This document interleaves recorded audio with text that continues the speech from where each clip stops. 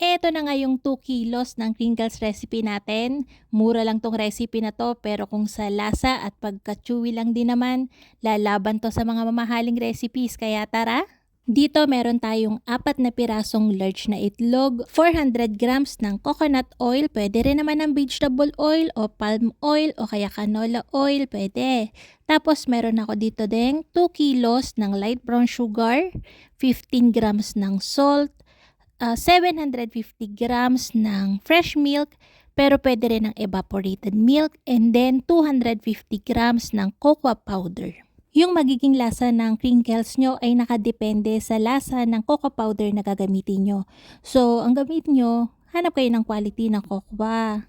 Yung recipe natin ay talagang by grams by weight lahat.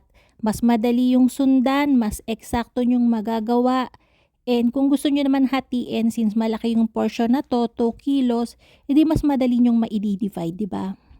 Besides, ang daling magtakal kapag ka by grams, hindi ka na yung, alam niyo yung iisa-isang cups, tapos mamaya makakalimutan nyo pa, di ba? Mas maganda talaga by grams. Kaya please mag-provide kayo ng timbangan kung magbe-bake lang din naman kayo lagi. Gagamit ako ng mixer para gawin tong 2 kilos na to, pero girl, madali lang tong haluin kung wire whisk at bowl lang yung gamit mo. Hindi mo naman kailangan ng mixer, sadyang marami lang akong tinitimpla kaya malaking tulong yung mixer para hindi na masyadong mangalay yung kamay ko. Okay. So kung wala kang mixer, okay lang. Ang gagawin mo lang doon, hindi unahin mo yung liquid ingredients tapos tunawin mo kagad yung cocoa and sugar. Make sure matutunaw mo yung sugar and salt para talagang chewy yung kakalabasan ng crinkles natin. Once na na-mix na yung ating liquid ingredients tsaka sugar, magtitimbang na tayo ng flour.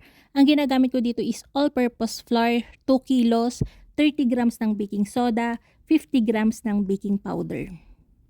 Pilmi ko yung ginagamit kong all-purpose flour para chewy talaga and maganda yung quality ng crinkles na magagawa natin. Pwede rin naman ng third class flour. Ang kaibahan lang ang magagawa doon, medyo dry yung kakalabasan ng crinkles. Unlike pagka all-purpose flour, soft talaga yung loob.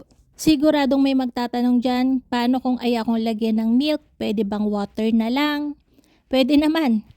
Kaya lang, alam niyo yung matigas na crinkles sa mga bakery, yung pwedeng ipambato tas magkakabukol ka, ganun yung kakalabasan.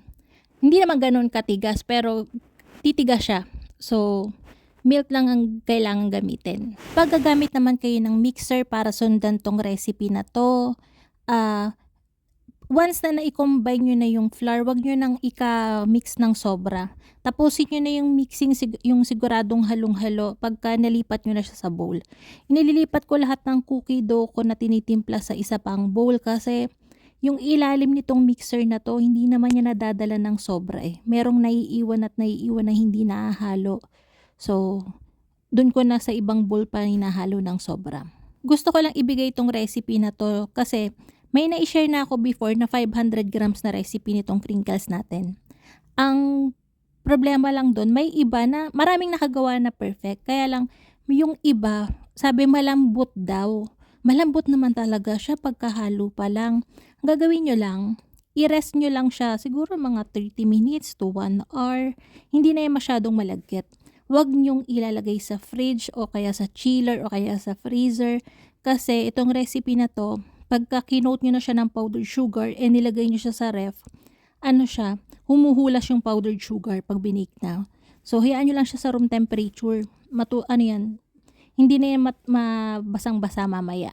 Kung sakali kang gagawin nyo tong crinkles recipe na to, bukod sa crinkles na pangkaraniwan na, ay marami pa kayo magagawa. Before, siguro mga 2014, ginawa ko tong chocolate cup crinkles na to. Yung nilalagay ko siya sa cupcake pan, tapos sa gitna lalagyan ko siya ng chocolate ganache. Napakabenta nito sa mga estudyante. Before, meron pang kumukuha sa akin ditong college student, tapos nire-resell niya sa mismong campus nila. Maramihan. So, yung cupcake pan natin is 2 ounce, tapos yung timbang nung cookie dough natin is 50 grams, 48 to 50 grams. And then, ginaganyan ko lang yan. Tapos, ibibake ko to sa preheated oven na may 180 degrees Celsius for 12 to 15 minutes. Medyo papatigasin to natin ng konti since nakacup siya. 'pag masyadong malambot, mahirap siyang i-release dun sa cupcake pan.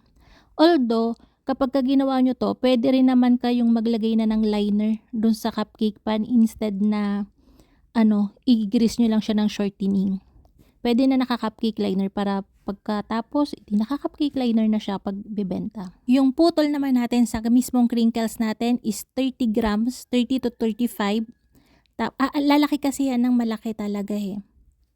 Tapos pina-flat ko siya. Puwede namang hindi, kaya lang mas maganda yung naka-flat na para mas malapad tignan. After baking nung crinkle cups natin, yan, lalagyan ko pa yan ng tutusukin ko pa yan habang malambot pa siya. Kasi lumulobo nga yan kasi umaalsa siya, eh. So para mas malagyan natin ng ganache, edi lalagyan pa natin siya ng lubog.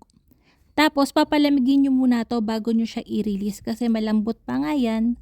So hayaan nyo muna siya lumamig bago nyo tanggalin dun sa cupcake pan. Bukod nga dito, pwede nyo ring ipalaman tong recipe ng crinkles natin sa mga breads kagaya nung Choco German o kaya yung Francis bread. Pwede nyo rin siyang gawin yung parang sa kalihim na style, tapos ito yung palaman pwede. So marami kayong magagawa dito sa recipe na to. So kahit itimpla nyo pa yung 2 kilos, okay lang yan. Ayan, malamig na yan kaya natatanggal ko na siya ng madali dito sa ating cupcake pan. Tapos nagtimpla na ako ng chocolate ganache natin. Hindi ko na na-measure yung chocolate ganache natin pero 36 pieces lang kasi yung ginawa kong cup. So most probably mga nasa 400 grams ng chocolate. So 200 grams ng all-purpose cream yung ilalagay natin. And then i-melt ko lang yon, and then tsaka ako ipapipe sa gitna yung chocolate ganache. Pwede pa kayong maglagay ng mga toppings dyan o kaya drizzle ng chocolate para mas maging maganda. So kayo nang bahala. Wala na akong nakuhang pang outro sa videong to. So yun na nga mga kalutong tinapay. Sana'y nagustuhan niyo yung ating video for today. Magkita-kita tayong muli. Ito pong muli ang lutong tinapay. Bye-bye!